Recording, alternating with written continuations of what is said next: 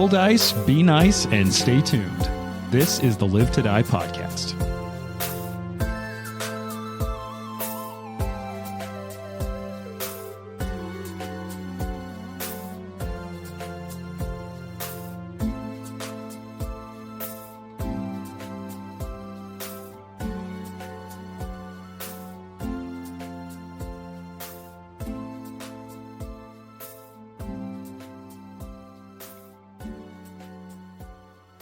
Hi, folks.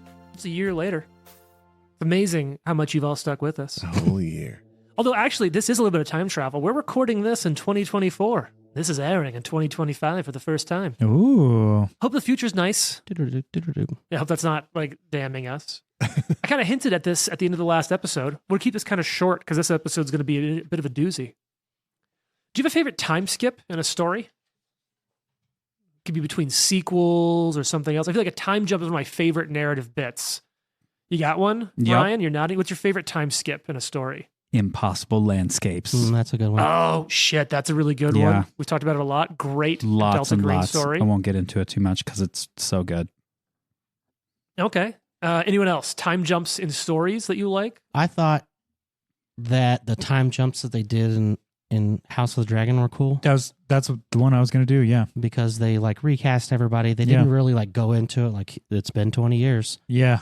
But it was just, and it's like, there's this whole story of the Targaryens, and it was just a good way to like, let's move this along. Mm-hmm. So they just like time jumped a couple times throughout the seasons, and Yeah. it was kind of cool. Suddenly there's like characters that are there and it's almost like you should know who they are, but you have no idea. Yeah. So you have Sure. to like let it explain very Yeah. quickly. You have to get your wife to introduce herself and Right. see what their names are.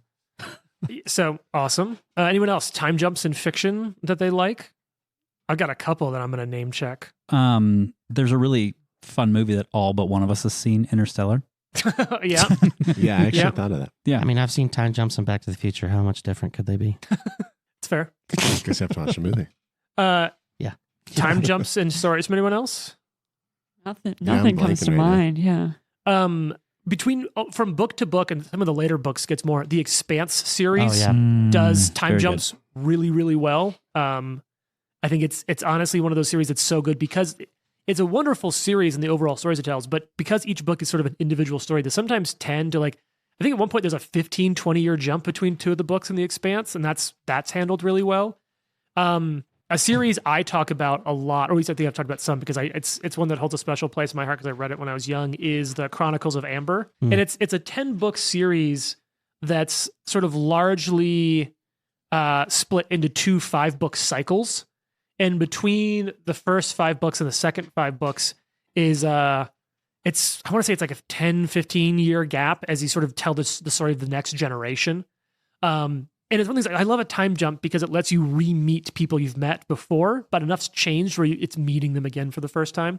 So, big fan of a time jump. I haven't seen it because it's 1,000 fucking episodes, but I guess there's also a pretty major time jump in One Piece. You know, if you feel like watching 900 episodes of a fucking anime, maybe that's what your kid's been Maybe no locked one's in. watching Yeah. Crunchyroll. Just Yeah. watch the live action version. The live action is actually staggeringly good. So I have never watched the original anime. I've only watched the live action version, and I loved it. It was delightful. Nice. I have a couple of friends that I play Magic with, my local game store, shout out to them, who don't watch One Piece but have read, they are caught up on the manga, which is it's a dedication. Yeah. But they both watch the live action. They're like, no, it's actually really fun. They've changed some stuff, but it feels really true to like where the arcs of the characters in the comics go. And I'm like, all right, that's pretty fucking dope. So we'll keep that really short. That's a nice tight 4-minute intro. Feel like enough bullshit for everyone? Yeah. Yep. Sure. Well, it's time for us to do a time jump because I think where we're at, it's going to be a little homework for all of us. We're going to have to do some fucking kingdom turns, which, yeah, we need to do that. Let me go ahead and put on a little bit of music here. But let's talk, right? Let's talk about Talking. what happens in the year. So here's what I'd like to do. You also are all level 6, but I know that potentially how you hit level 6 may be a factor of what's happened and what your character does with this year. So I think what I'd like to talk about is to kind of go around and have each of you talk about what your character would have done or accomplished or how they would have changed, what's happened for their life in the year. And then that's also, I think, a wonderful opportunity to sort of popcorn around. If that inspires something that would have affected someone else's life, this is I love Kingmaker because it opens up a lot of narrative space that isn't so tightly defined by mechanical sequences. And so I really want to hear from all of you what has happened to your character. How have they grown and changed in a year? And I think we might even have Jane talking about what Ari has been up to in the last year. So she'll kind of jump in after all of you've gone and share that. Oh, man. Who wants to start with what they know? And like, you don't have to give it all in one go. This is like, we'll kind of popcorn this around a little bit and talk about what's happened in this. Did Arthur quit? Yeah, you can talk this out. He did not. I think he wanted to in the meeting, even after the Baron said, "We need you." I think it took about a week of convincing. I think at some point when I realize it's not working, I would command you to stay. And it's like, Yeah, This is your and duty. he would follow that. yeah, I'm the Baron and I'm making you stay. And I think as part of that, he's kind of like, well, if I'm going to stay, I have to completely retool the way I'm approaching things because these people need me to protect them. Training montage. So he Oh, damn. completely retrains Oh. everything. That's so. But are you not even a champion anymore? He is a champion. Oh, okay. Yeah. Mm. And It's like, he's Jesus, still, Trent. still a liberator. But he's changing his free archetype Mm. to Dread Marshal Yeah. What? or to Marshal. Okay. Like, that Um, sounds intense. So good. Marshall's sick. And he now has attack of opportunities. Yes. Reactive strike. Oh, yeah. It's still called attack of opportunity in the feat list, I guess. Yeah, because it would have been pre-master. Anyway. Remaster? That's what I call stuff. I from love it. I like Thank that. That's you. cool. You get a patch. He has Titan Wrestler now as well. Oh, But yes. he is also changing from a shield ally to a blade ally. Which Nice. normally isn't allowed, but Trent and I have talked about it with like such a major shift in character place and like some of the life events and a year of downtime to Yeah. retrain. And I think it's generally like, you know what? I'm no longer going to be sitting back and waiting for these attacks. I'm going to be the one attacking. You're not a last wall knight anymore. Right. Yeah. Yeah. And so he now has a +1 disrupting, striking, flaming, cold iron bastard sword. Jesus. Whoa. Because of all the awesome I feats that forgot come with about that. a blade ally. And I think what I'm going to have him do, because I haven't built this in quite yet, he is done with Sorrow's sword now that his mom has been avenged. Mm-hmm. And he's just going to be a straight up follower of Ragathiel. Ooh, okay. Leaving the pantheon, going for a specific deity. Yeah. Nice. All right, so here's what I put some counters up because I think this is going to be a little fun to kind of challenge some of you. So what I'm looking for is 3 things. It can be totally more than that. So I've heard for you, you've changed your religion a Yeah. little bit. So that's Arthur's down to 2.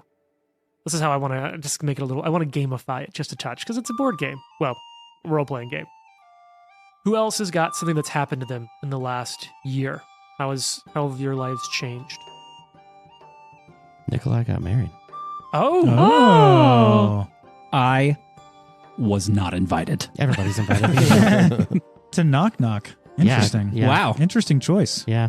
You know, after he came out of his coma, he was different. No, he gets Good. married, and it's like, you know, a cute little like ceremony in the woods, Mhm. and everybody's there. Even a little bit bigger owlbear and Sure. her wolf. Is there a giant feast? Of course.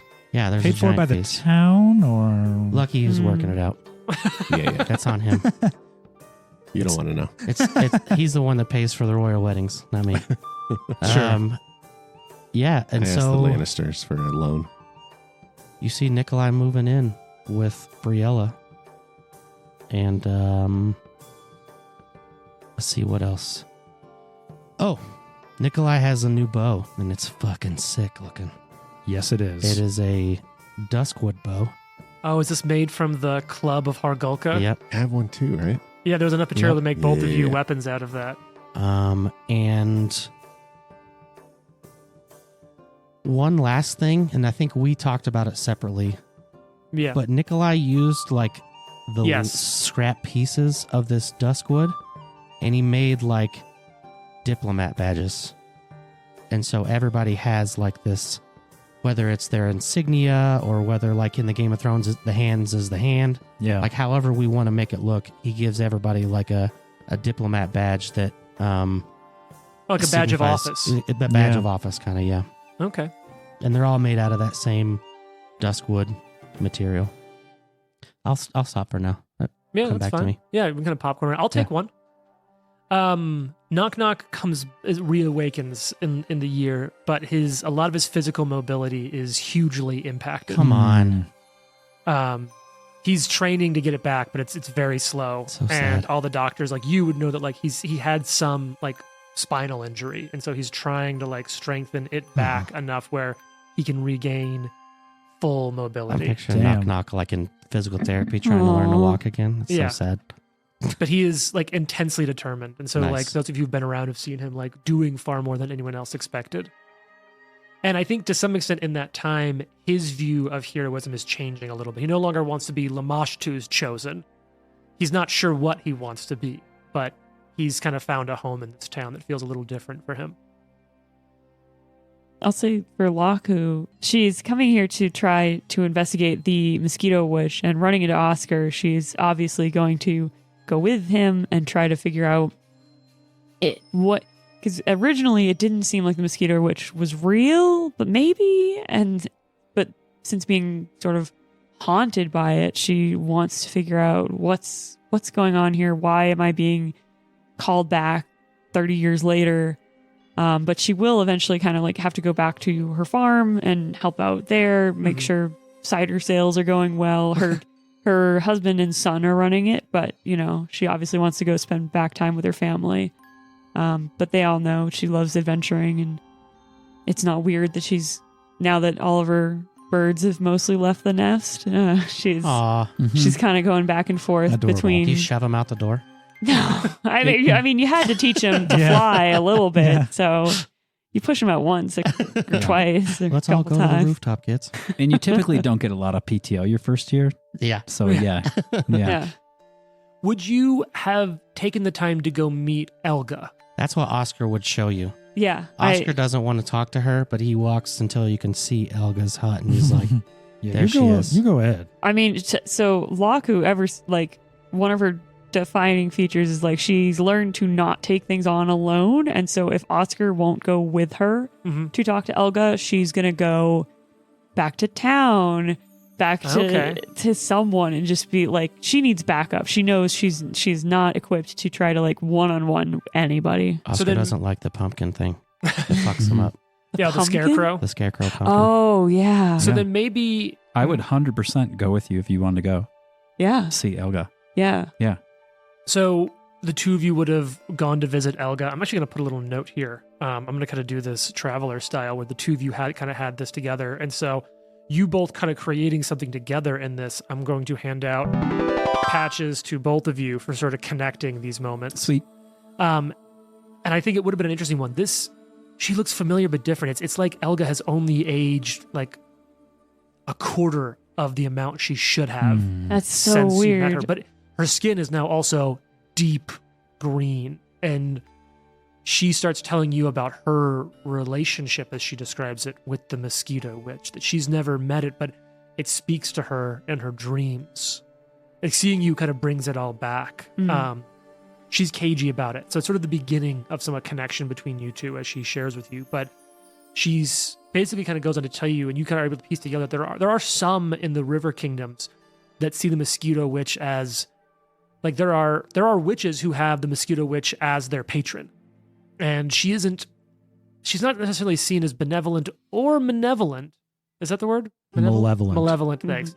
But she's sometimes seen as one who has some abilities of prophecy and some almost tangential connections around like Pharasma's portfolio, life, death, prophecy. And so there is some odd stuff there. So you're not sure what's going on, but Elga kind of starts to share with you these stories of spells, rituals she's learned in dreams, as she claims, from the Mosquito Witch. And seeing your doll, like, she's fascinated by it. Mm. She would, I mean, it seems like Elga perhaps is, I'm sure, still a bit abrasive, but like the fact that she believes in the Mosquito Witch gives Laku a little bit of like, told you so. I know there were cryptids and nobody believes me. And so she definitely would want to, after going to meet Elga, she would feel a little bit more comfortable, maybe going back to see her, like ask her more about like, hey, I remember like you had that dog Peaches. Do you ever have like more dogs? Like trying to maybe Peaches. have a friendship. Her voice is like kind of odd, and like I said, her body seems to have undergone some weird physiological changes, and she's essentially, over time, you're able to piece together that the scarecrow in the front yard is sort of the soul of Peaches after Peaches died. Not necessarily the soul, but like sort of a continuation of consciousness.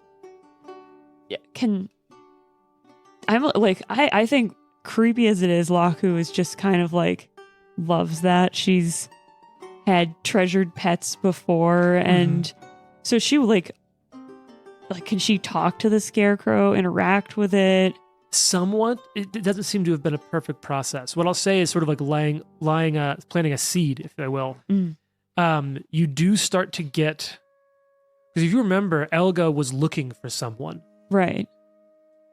And she seems odd when she talks about it. Like she keeps not referring to them in the past tense occasionally, and there's some oddities there to that. We'll kind of close that little chapter for now. Okay. Anyone else haven't heard yet from Lucky or Jonas about your gap year? Wait, can I say one last thing? Oh yeah, of course. So one of the things that I think of for Laku is talking about the Mosquito Witch, being haunted by the Mosquito Witch. She has become a little bit paranoid and perhaps a little bit prepper, kind of scared, like very like working from a place of a lot of fear. And so she took the class feat predictive purchase, which is one of the coolest things I've ever seen. You want So with predictive purchase, you have just the thing for the situation. You gain the prescient planner and prescient consumable feats. And so with prescient planner, you can just pull stuff out of your backpack that you think you would have. And as long as it's like a common item and its bulk must be low enough that carrying it wouldn't have made you encumbered.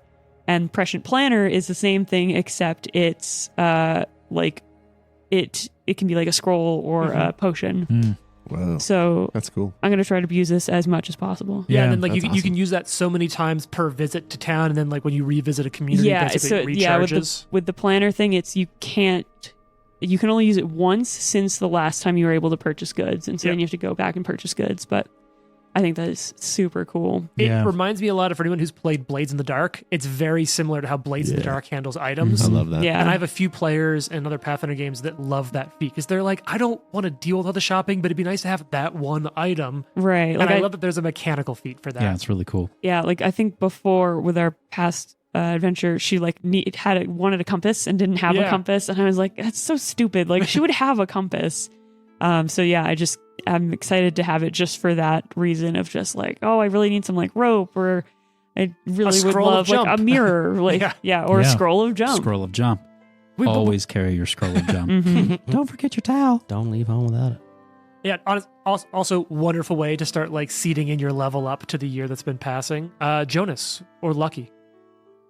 I think I've actually been spending a lot of time with Lucky, just talking about infrastructure and expansion, and probably working with Arthur as well on ways to mitigate more or less anything. When we got back after the Albera attack, I felt really at a loss of like what to do and how I could be useful. And so I think I've been spending a lot of time and kind of learning, being half elf and probably with a tilt towards the more elven blood, and being alive a long time, I've had a lot of privilege to be able to focus on just one thing at a time. Mhm. And so I am looking to be able to just like have my eyes in more spots than one, as it were, both in the protection of our settlement, protection of my allies underground or wherever we are. So I took the archaeologist class feat trap finder. Oh shit, Nice. Oh, that's cool. cool. Yeah. So, and this is a way that I've been always kind of pushing with Jonas. But while during exploration activities, I can do more than just constantly be looking for traps. The check for traps always kind of comes for free. So now I can be Nice. kind of scouting, or I can be detecting magic and stuff. So I can kind That's of cool. have more, more stuff and space. That's and, awesome. Yeah, I dig it. All right. What about you, Lucky? Yeah, Lucky's had a lot going on. Yeah, it sounds like it. Lucky spent a lot of time right after we got back, kind of overseeing repairs, but then I think additionally he is making some contacts, gathering some informants. I don't want to say that he's like building a thieves guild, but essentially he's like creating a little bit of a personal underground so that like information flowing into and out of the city. Your little There- spiders. Yes, exactly. Something like that. The little kitty cats. He Sure. also His kittens. he's been spending time out at Elga's. Hmm. He's also been spending time out with Akandayo, Sure. retraining. Ooh. So I was summoner archetype, and it just didn't have the utilization that I was hoping over time. Mhm. So he retrained to scout archetype. Oh, Ooh. cool. Nice. Oh, Scout that's is dope. fucking cool. Scout's really cool. Yeah. So he did that, and then he's been spending some time. Actually, he probably was away for like maybe 4 to 6 months Yeah. until this, like coming up on this new year or into the new year. Yeah. Came back for Nikolai's wedding. Out at Yeah, Elga's? Lucky's Lucky's or- best man. No, back Lucky's best man. in Ravoy.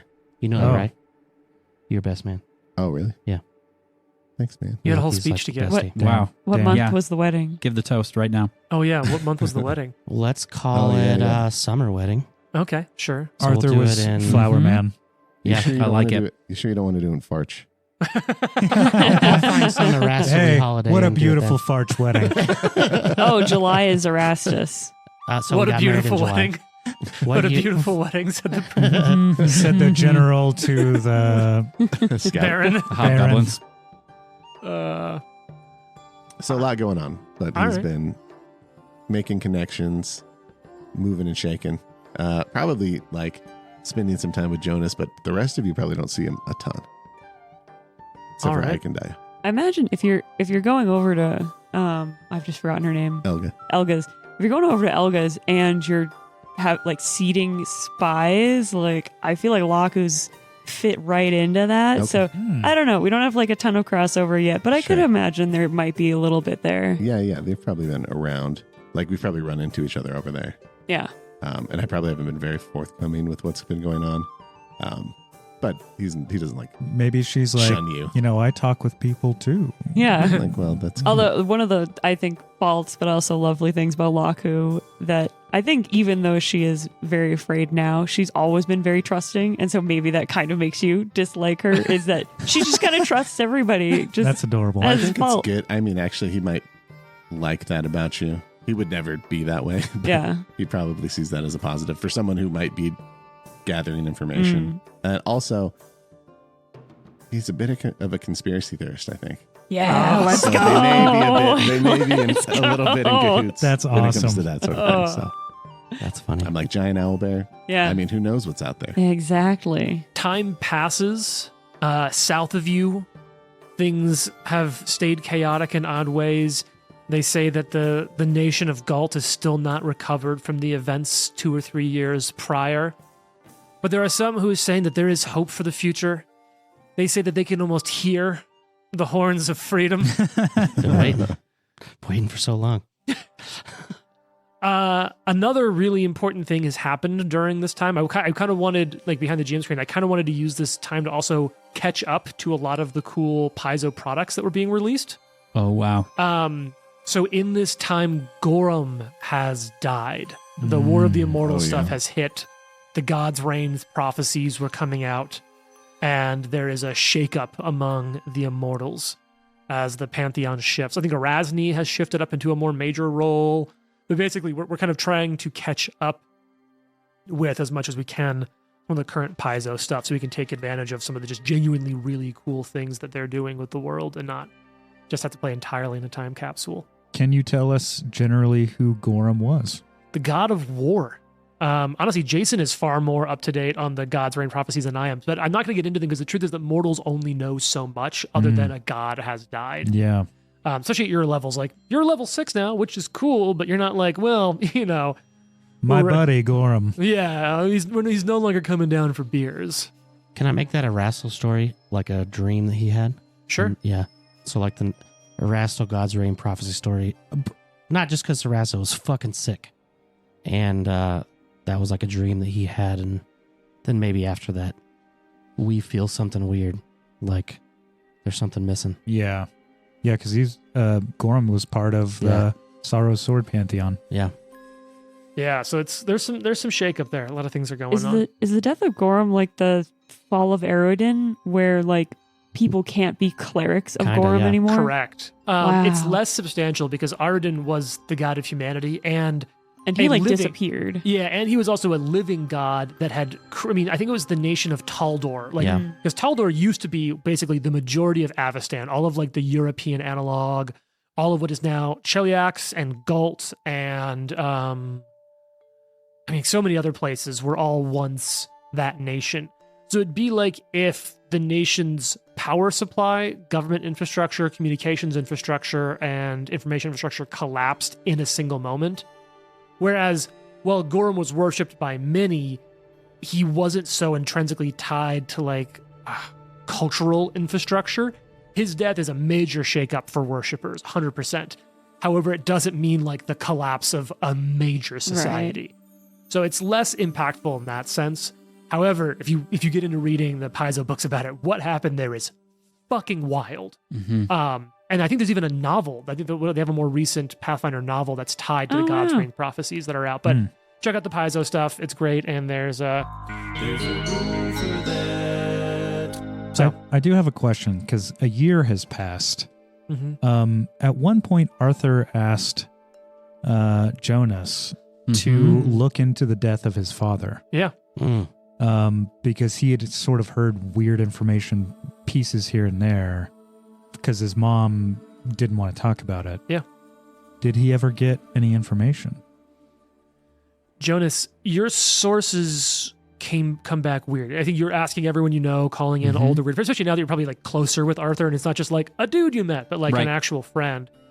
And you start to, all you can get back, and imagine it's sort of like whispers in the dark. Oh. Bilbo. Shia. Like sort of stuff, right? Back in. Why would leave them here? Well done. It's sort of like that, but all you're hearing is something about the collection of a debt. And that's all you're getting back is... No word on who's collecting the debt or who's attempting to collect the debt? First World. It doesn't say spam likely on the... No. Okay. Yeah, you just hear something. It's somehow either through an agent of or from the First World, and something about the collection of a debt or a promise. From First World? The First World. No, I know what you're talking about. All right. We've got a couple more things. We'll kind of bounce around. Other things that you've done in the last year. I think you see Nikolai training a lot more with the hunting group. Sure. And you notice that all of a sudden he's quite stealthy. Ooh. And he's running around with his owlbear, like running through the woods, and it's like running next to him. Little montages. The tongue just like lolling out of the mouth. And his spells are going to reach a little bit farther than they used to. Oh, nice. I think in that time, on like some of these little flashes, you're seeing Knock Knock come out. Like occasionally, you're seeing like him at the range next to you occasionally. He's quieter than he used to be. I might be even giving him tips too, like hold your chest up more, pull your shoulder blades together. Mhm. Yeah, put your elbows up. All right. Anyone else? Knock Knock's my backup character. I'm not so cool. sure, where things will end up landing with all the kingdom turns, Mhm. but I think for sure Arthur is trying to put together a standing army in case we need it. So I imagine the Mhm. hobgoblins that you For brought sure. back. There was only like 6 or 8 of them, but like they're an early squad. Right. Those 2 kobolds. They saw you slay a drake and Right. still remember that. And I think them plus Meekmech, there is like a weird little like like anytime any like regions that have sort of some amount of like diaspora culture, there's sort of like, even if it's not directly, there's some bonding of like similarities in origin. Yeah. And I think there is like, as the town grows, there is like a little kobold quarter that like is kind of taking off and has quite a bit of like, not nationalism pride, but like Yeah, pride yeah. in the achievements of what the kobolds have done for Shatter, especially knowing that like Shattershield is named after a kobold. They have like a really good shop where they offer some kobold foods. But I think like even with that, like there are some though who like hear of Shattershield as a place where kobolds can be a part of something. So I feel like you are also getting, and it's not just from like the soot scales, like there are some who are like not quite a pilgrimage, but are making this journey to train with these kobolds. And like, remember that one kobold who just blew back the knee out of the Troll Oh, King? yeah. Like he's got a whole group that he's drilling with and training. I feel like he's maybe regularly meeting with you to talk about like regimens and stuff. And he's quickly like, he looks up to you a lot, but is standing out as someone who's doing well. And Meekmech has distinguished himself quite a bit in working with Ekandayu and others, and has sort of been quite an advocate between the Soot Scales and Shattershield. As I'm sure during that time, the kingdom will probably expand to include the Soot Scales as a smaller settlement. Yeah. So I'm going to have a hobgoblin deputy. Or a kobold if Meekmech, but you've got a couple standouts. You've got 2 kobolds and probably one of the hobgoblins that have all like our early standouts. Plus, honestly, although he's probably spending more and more time out of town after the death of Floric, but Kristoff, that halfling, is continued in the service in the warden work. Anyone else? I have a question. Yeah, And go we for can, we can always delete this out if it puts it too much on the spot. No. I'm looking at the fourth level skill feat called Settlement Scholastics. This is also archaeologist dedication. Yeah. And I imagine Lucky's been gone a lot, and then I've been doing a lot of investigation in the first world. And when you take this feat, this is how I got the lore for Stolen Lands. Mm-hmm. So I'm curious, GM, and all my digging around and all my discussing with Lucky and all his digging around, is there another settlement that would be beneficial? Yeah, Or, go ahead. there's quite a few locations that can be good settlements as the kingdom expands. We can kind of address that in Yeah, kingdom sure. turns for For sure. sure. You've got Perfect. a lot of opportunities and places. Okay, awesome. You probably also would have had continued beneficial relationships with Varnhold to the east, who have sort of sent Miegar has like continued to stay in touch, and while probably have never made it back and forth, they've been trading resources with you as their boundaries have grown, and so have yours. I think he wasn't able to actually. I think Miegar would have come for your wedding, Nikolai. Like come out. I think your family member that we talked about quite a long time ago, even some of your family showed up for the wedding. My You would moms know are who. definitely there. Your moms are there. Probably not anyone. Actually, you probably get a couple of more important people from your family hearing that like Asus is taking off and that they have this potential political in, and it does cause like a weird little bit of tension at the wedding between the southern, like the Brevish, and the northern factions of your family, like trying to suss out who has the influence over Asus during the wedding. Does Uncle Gurev come? I think knowing that the Eldoris are there, he sends like his biggest name Okay, person and what, not himself. cool. But like, Because that would be big. yeah. And I think he doesn't want to set it off, and he knows that he doesn't yet want to start the full pissing match, but like toes the line of the pissing match with the Brevish nobles. Hell yes. Oh, sorry, it's Restov as the southern. Restov, yeah. Yeah, with the Restive nobles, like just everything close to saying like, hey, this is my family, so maybe it's not that closely allied to you. Yeah. So the wedding becomes actually a bit of a minor Brevish like political note. So Miegar's there, a couple of Eldoris show up, like legitimate sword lords are at your wedding. Spiff there? You're not sure who all's there. Tons of the community are there. I think you do also get, what's the fucking guy who runs the general store up north? Oleg. Yeah. Oleg's trading post is probably Oleg brought and within Svetlana. the fold. Yes. They're there. They're very excited. Oleg's trading post is probably now like a New Jersey freeway mall. Now it's Yeah. huge. Yeah. There's an ice skating rink inside. It's, yeah. Yep. Anyone else? Items. Let's kind of bop through the last few things here. I didn't talk to you about this, so you'll have to let's tell go. me if Come it's on. good or not. I think Lucky, after talking to Laku, Mm-hmm. would find Oscar Ooh. and would basically say, "I've heard you've got connections to some shadier folk." Mm. I heard about you. Oh yeah, I think I might like you. yeah. I think we could get along. Okay. You start making contacts with Daggermark and the guilds. I also want to say, You're the new emissary. if you know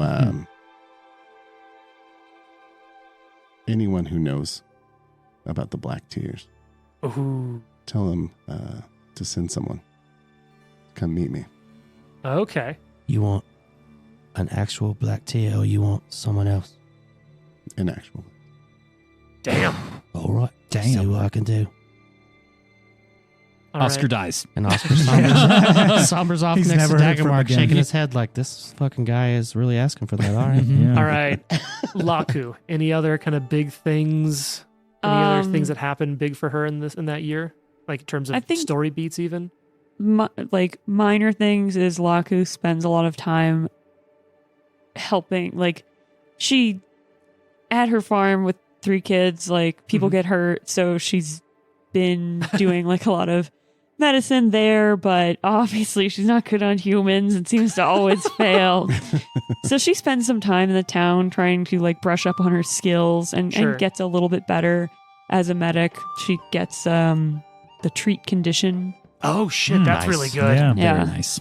And otherwise, she might try to set up some sort of trade or option to sell her family cider Okay. and Dude, set that that's up awesome. between.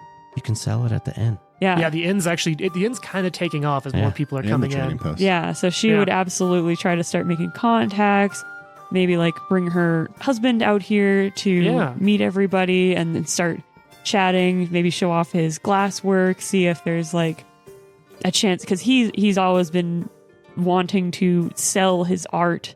But for the most part, he just makes glass bottles for the cider to be sold in. But he would love to set up like as an artisan, and so figuring out like, okay, we can sell cider, but like, would people like these little like glass,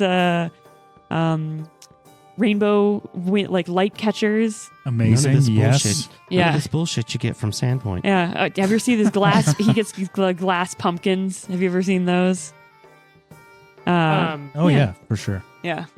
And as a matter of fact, I think Like, there's that's actually awesome. some folks, it can be dangerous to transport high value goods. Yeah. But I think there might be a couple folks around that I was going to ask you a question. are interested in some contracts for moving. And so I think that there is sort of, like you do see Short and Scaly, which we talked about, but we just kind of said these are the way that all of us met. Like literally it was Jared and Lauren and Jason and I met playing a group that eventually became Caravan Guards professionally, and Short and Scaly. So we've always talked about how can we kind of do it a much. So I think that Caravan group has ended up here. I think probably they're looking with you, Laku, and they're taking some of the adventurers contracts. We asked them to kill a turtle like a while ago. Have they done that yet? Yeah, that's finally Yeah. taken care of. Oh, nice. I've never heard of this turtle. Yeah, you. I'm just joking. God damn it. And then Jane, do you want to talk about what Ari's been up to in the last year? Come on, take my Just mic. not mine. This way people can build off with you. Well, hi, everybody. Hello. Hey. I feel like it's been a hot minute since we checked in with Ari. But she has been obviously kind of in and out a little bit, gone quite a little bit over the last few months already. And I think as you get like close to the time jump, she starts acting like a little weird. And she's kind of taking care of things around Aestus a lot, but she's not around as much. Like she's kind of like out of her house a little bit more. And maybe even like starting to like look a little different. Like maybe she's like kind of sick or like just kind of off her game and a little bit weird. And this She's goes doing on. drugs. Drugs. Definitely It's the drugs. drugs She did that drug bust, Yeah. kind of like kept some of the supplies. Don't smoke. Never get high on your own supply. That's Yeah. the rule. No, so but you know, like if you ask, she's just like, oh, fine, it's fine, you know, whatever. And yeah, just kind of helping with like kingdom operations and stuff like that. After a while, she'll be at like Nikolai's wedding and stuff like that. And then I think she starts to kind of have like some meetings with Nikolai, that doesn't involve maybe everybody else, and then is gone for like 6 or more months. So she's like gone for a while. And I think when we catch back up with the time jump, she's like not back yet. She'll pop in like every once in a while over the period that she's gone to just kind of check in and make sure things are okay, and like, you know, kind of often like sneak off to have a meeting with Nikolai once in a while. But she's just like taking care of some stuff. And if you ask Nikolai, he'll probably say like she's just off doing, you know, some business that needs to be attended to elsewhere. She has personal business to attend to. Arthur is writing her letters every month, like, hey, just checking in, making sure you're not dead. She never responds. Aw. Just kidding. She'll respond and she'll be like, Dear Arthur. And then she'll just like tell all the asinine details about, you know, whatever is going on in her day, but nothing actually thought like you had has to to do do like with the- loves it, actually. Older version of Left on Red and just unwrap his letters and then leave it on the table. Yeah. And then Arya will respond and be like, I miss you the most out of everyone. And then we'll send like letters to like Lucky and Jonas and everybody be like, I actually miss you the most out of everyone. Wow. She's like, nah, I really miss you. And then she'll look at Nikolai and be like, it's really, and then she'll look at Locke and be like, actually, you're the coolest one here. So it's really you. No, I'm curious. Do you think that with you having been gone for 6 months, they probably would have needed to replace you? Would you have stepped down? No, I don't think Arya has stepped down. I think in the period that she's kind of taking care of things in Shattershield, she's actually training up kind of like an assistant or an apprentice. You don't get an intern, okay? I definitely have an intern. And It's a paid intern. No, it's unpaid. It's paid, No, Lucky. we're definitely unpaid. no, she definitely has an intern who I think is going to be kind of like the interim person. But I think Ari has every intention of like taking care of some things that may or may not become a factor and then returning to her post. Is this a How- sabbatical? Yeah. Yeah. So it's unpaid. She's actually in Definitely rehab. unpaid. It's all unpaid. Unpaid. I feel like in Pathfinder, paid inexperience is actually a legit thing. Yeah. That's true. I will say every time she's back in town, the first thing she does is go to check on progress of the wall frescoes going on at the town hall. And every time, you know, she's kind of like assigning projects to every like big battle and like the thing with the owlbear and stuff like that. It's like they're always getting added. So like the lore of Shattershield is getting kind of like immortalized. Bad. What? That is ass. badass. What? How did she handle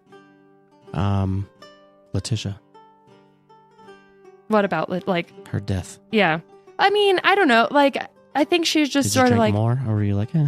no, I don't know that she really like had that much of a relationship with Letitia, but I think on like Arthur's behalf, like, and I think Arya probably would have been like, Arthur, like if you ever want to talk about it, and he's like, no, leave me alone. Bye. And she's like trying to like give him a hug, but it's like weird around his armor. And she's like, just like awkwardly I don't hugging like him. this. Yeah. Which is actually how it is every time I try to hug Trent. Yeah, get the fuck away from me. Yeah. And I think just like in general, I think there's so much more going on now in the settlement than there used to be that like, when she's kind of like, I got to be gone for a little while. But I imagine it's probably weird because it probably overlaps with Lucky's absences too. Yeah, And so vibes might be a little different. The wedding was on Erastus IV Ah, because the third is Archerfest, perfect. which is Erastus's day. So the Mhm. force And of now the we West. can celebrate the 4th of July in Astus. Amazing. Ari also, by the way, definitely like oversaw the booze consumption for Nikolai's Oh, wedding. yeah. Did you Open make bar, this man. man? Open bar. Nope, She nope, set it all sorry. up. Open bar, Lucky. Can't be open. with imported cider. Yeah. Imported cider and like Signature maybe Oleg and cocktail. Svetlana hooked it up with some stuff too. But Briella's like yelling at you about the things she wants for her wedding that you're not letting her have. you get one of those little It's kitschy okay. menus Like, that's her like least the favorite person in Nikolai, town, the probably. Briella, Yeah. like signature Oh, cocktail. that's so funny. All right. So Look, we're limited on mics. We have to do a hot seat. So we've kind of gone around. Are there any final things you've accomplished in the year? Any particular like things you've wanted to have overseen built or progress? And we'll kind of talk about that during Kingdom Turns. I would say upgrades to like the town hall, like making it just look more formal. Sure. Maybe adding, I don't know, glasswork or carved wood or whatever the fuck we decide to add to the inside of it to make it look more, I don't know, like we're a flourishing nation. Assigning a new emissary. Sure. Yeah. Do you have any in mind based on who's around? I Well, don't know.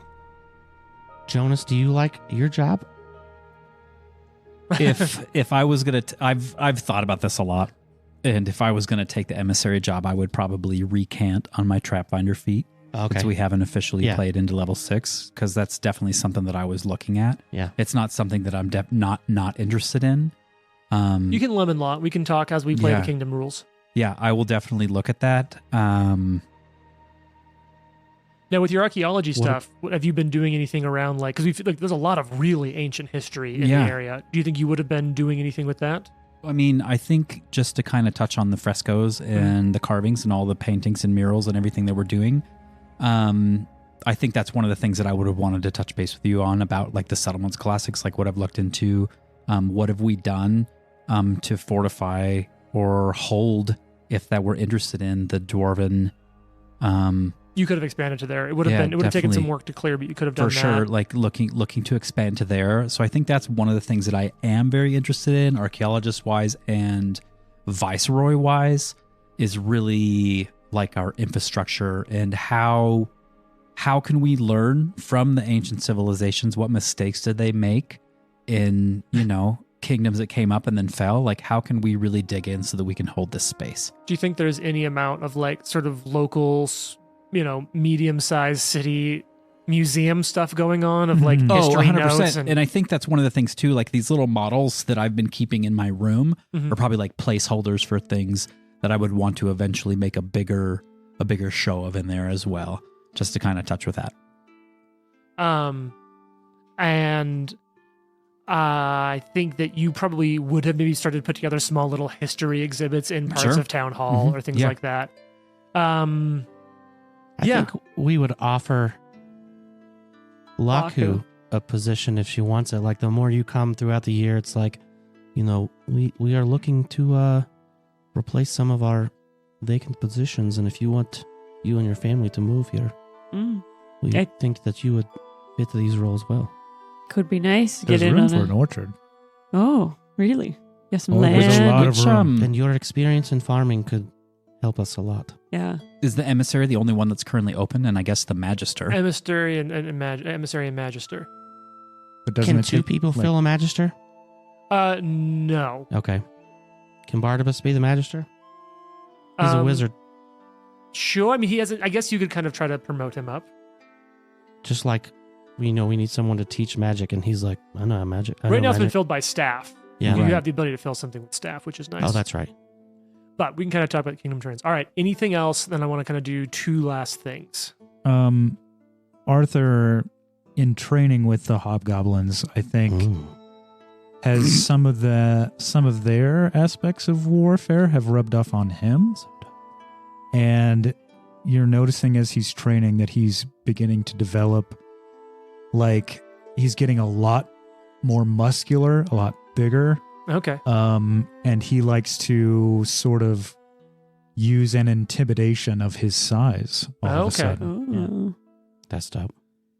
All right. So here's kind of the two things.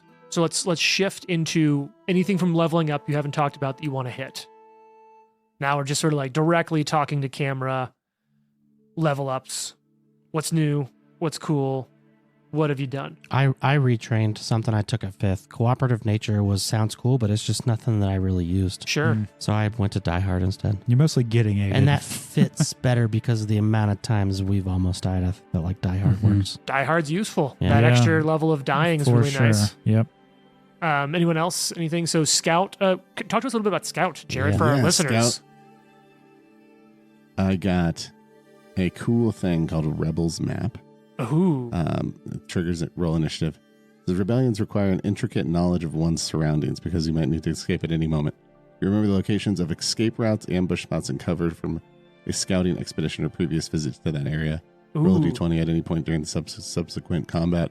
You can substitute the result of this roll instead of rolling a d20 on one deception check to create a diversion or on one stealth tie. That's pretty cool. Especially given how much we revisit different areas in this campaign. That's super cool. And then I just got Analyze Weakness, which is a rogue one, which just lets me double my sneak attack damage, basically. Oh, On shit. creatures, which is pretty dope. Yeah, Scout seems cool. Yeah. Okay. Level 6 is a class feat level for folks, right? I And took so- Advanced Yes. Bloodline, Ooh. and as an Earth Elementalist, I have a 10-foot burrow speed now. Seriously? Cool. That's Wow. awesome. How do you imagine that manifests? Jonas Burrow. Yeah, that'll just say that. Bat! Well, I mean, it's a 2-action cast. It's a spell. It's a focus spell. Okay. I just So, like, do you just dig yeah. really fast? No, it's called Elemental Motion, Sure. and the duration is 1 minute. I call upon my element to propel me, improving your speed depending on your element. The spell's elemental trait. For Earth, I gain a burrow speed of 10 feet. This lasts 10 minutes. So you're just like, At 6th power level, push this yourself. will become a 20-foot speed, and then at 9th level, or 9th rank, excuse me, Yep. be a 30-foot burrow speed. I'm imagining this to be like Mhm. earthbending from 100%. yeah. Mhm. Yeah. if you Hell jingle yeah. your bracelet, does it add 10 to that? I don't see why not. Jingle, jingle, burrow quicker.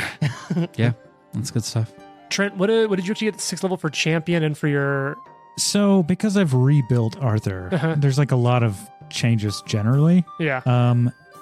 I don't remember what the class feat was, but because we have free archetype, this Yeah. was a free archetype feat. Yeah. He took snap out of it, Ooh. which is from the martial dedication, that if an ally is affected by a mental effect, on my turn I can spend an action and have them re-roll Oh, wow. a will save with a +1 circumstance Wow. bonus. That's dope. Mhm. Yeah, really cool. That's awesome. And obviously, regardless of the result, the ally is temporarily immune to the same thing for 10 minutes. Like, you can't just Cool. keep using it. Yeah. Anyone else? Lauren, anything in particular from 6th level? The only other one, because I talked about predictive purchase and treat Yeah. condition, but the funny one is I imagine going back and forth between her farm and the kingdom. She's like hauling barrels of cider onto carts and off. And so she Uh-huh. took the hefty hauler skill feat. Yes. Nice. Also to help with the predictive purchase Yeah. because Sure. I was already really close to encumbered. I am not strong at all. And so she's a little bit stronger than you give her credit for. Giving you All this- right. what is it called? A spacious pouch would be Yeah, also helpful. Yeah. it would also be You great. need a few of those. We should probably buy one. We should probably buy one. So, kind of last things. We Wait, I kind of... do have one more thing. Oh, yeah, perfect. We haven't really said it out loud, I've been waiting for you to say it out loud. Okay. but I did take the Were Creature dedication Oh! at this level. Amazing. Hell yeah. So I that's was even... worried you changed your mind. Nope. So, okay, tell me what's actually going on here out of, meta, what's So- going on? A werewolf... Actually, fuck it. You guys take it. A werewolf came into town and was slaughtering some fools. We went after it and it fucked us up. Yeah. Actually, it didn't fuck Nikolai up. It fucked them up. it Nikolai was back one-shot there me. shooting arrows like, you guys are all Yeah. infected now. So then we had to go gather some stuff for Elga and she cured the curse, but it failed when she tried to do it on Lucky. Well, So Lucky had to go back the next day Yeah. and he was like, I'll go take care of it myself, and came back and said, we're all good. Oh, And he wow. kind of told Elga, like, can you help me Yeah, like Control it. kind of control it. this? Mhm. Yeah. Nice. So that's why he's been spending time with Elga. But we don't know that. Yeah, but we're like, Yeah. he just likes Elga. I don't know. Maybe he's got a I problem mean, with Jonas. my read on it was Turf war. Maybe he's they're fine. a throuple. Yeah. Maybe they're a throuple. I don't know. Yeah, Right? Actually, I hope you guys are. yeah. I do know what class feat I took now Okay. at 6th level. Attack of opportunity. Oh, Oh, nice. Yeah. Yeah. Yeah, it's a very useful one that you've regretted not having so many times. Well, it's 6th level. Yeah, it's hard to get So, if you're not yeah. a fighter. Yeah. All right. Blade Ally gives you access to that at 6th level, or you took that from... No, That's a Marshall. champion. It's a champion class feat. Okay, cool. Yeah. 6th level. Okay, sweet. Yep. So I want to jump to Might as well jump. maybe a dinner you're all having. It's maybe not not a state affair, but there's a moment that you're kind of all together eating. You're all sitting down one evening. You get information from one of the staff that there's an official emissary from you. They don't say much, but they say that they're from a guild that's sort of on the up and up, known as the Embeth Travelers. And that, as a matter of fact, the guild master himself, one Yamel Huiser, is here attempting an audience with the group. Any of you who want to can attempt a society or a hunting lore Yeah, I'll do that. to see. I have society. And I'll let you go ahead and just roll this. I'm not going to bother with secret checks on this. Nice. Society or hunting lore to recall 28 knowledge. hunting lore. 24 society. So you, 21 society. Nicola, you critically succeed. Yeah, I rolled a 19. You've heard of this Hunters Guild.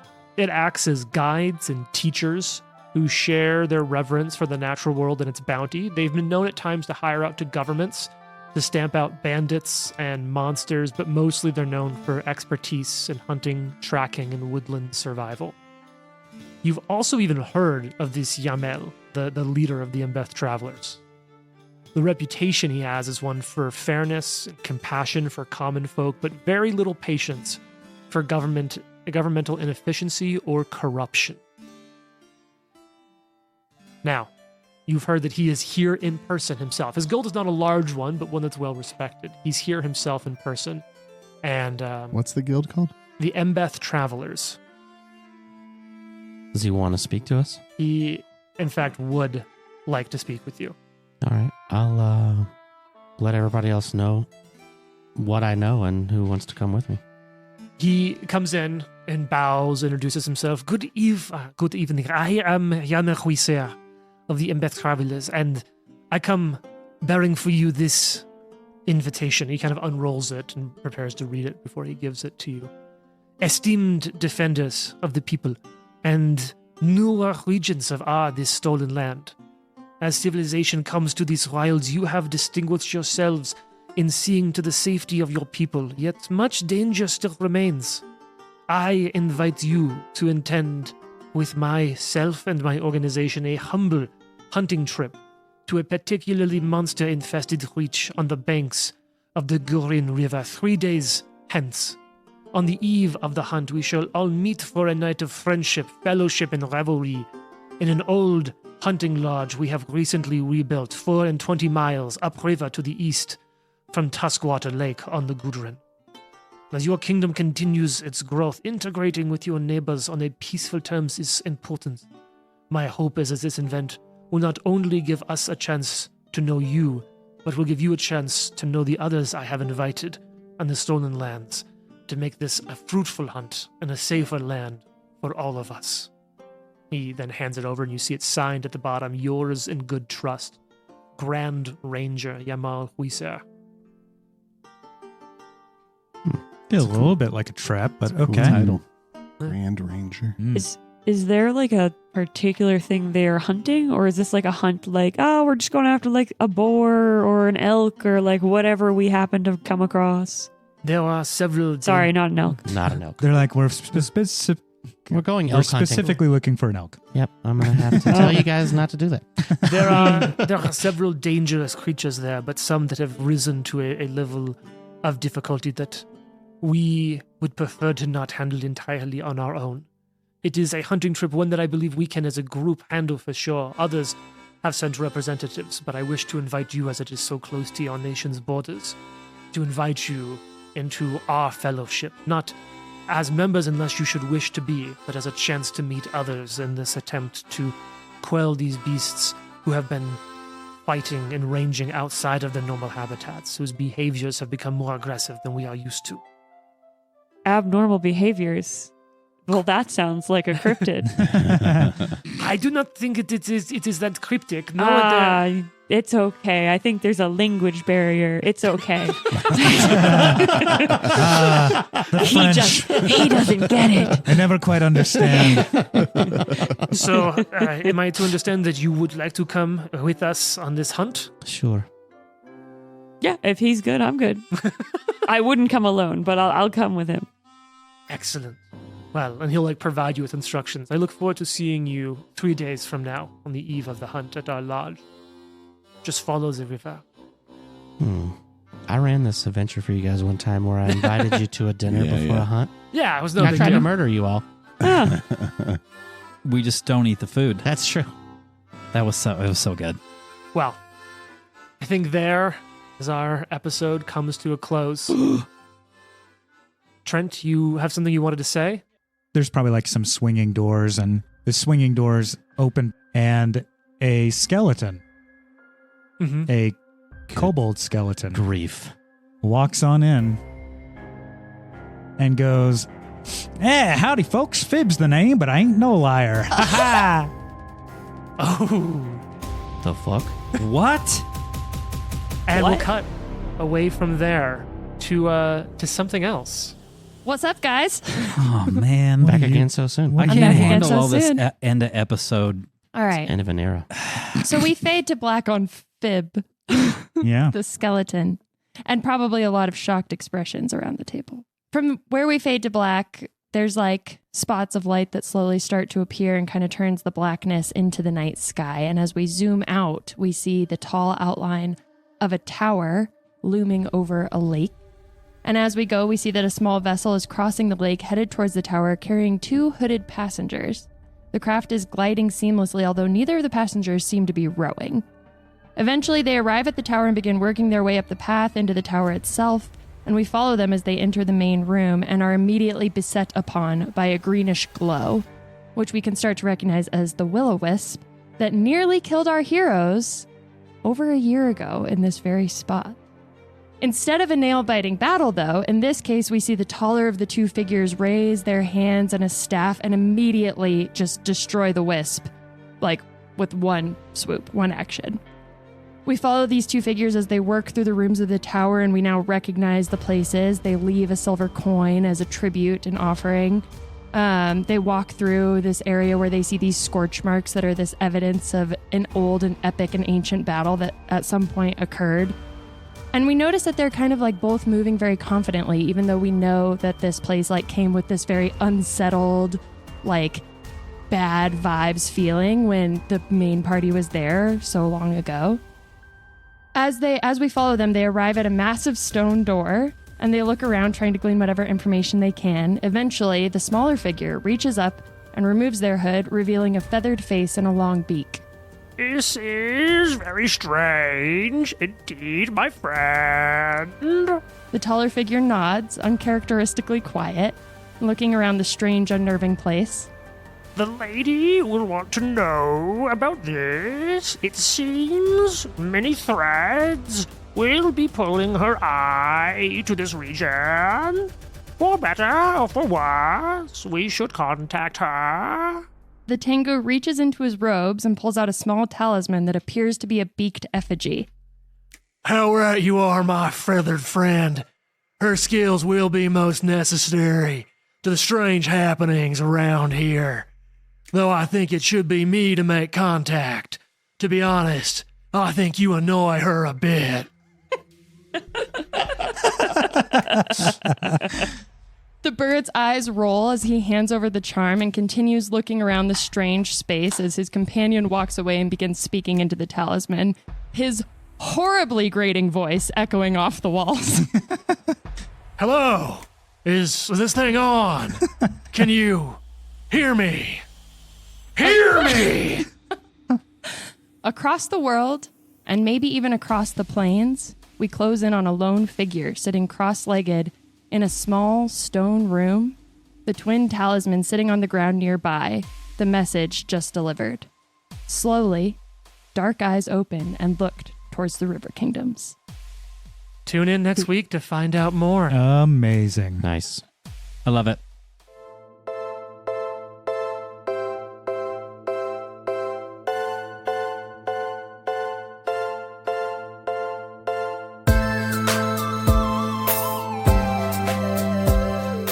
to Die podcast is a production of Live to Die Gaming. Follow us on social media at Live to Die Pod. Want to support us? Check us out at patreon.com/live to die pod. Thanks for listening. Tune in next week for more.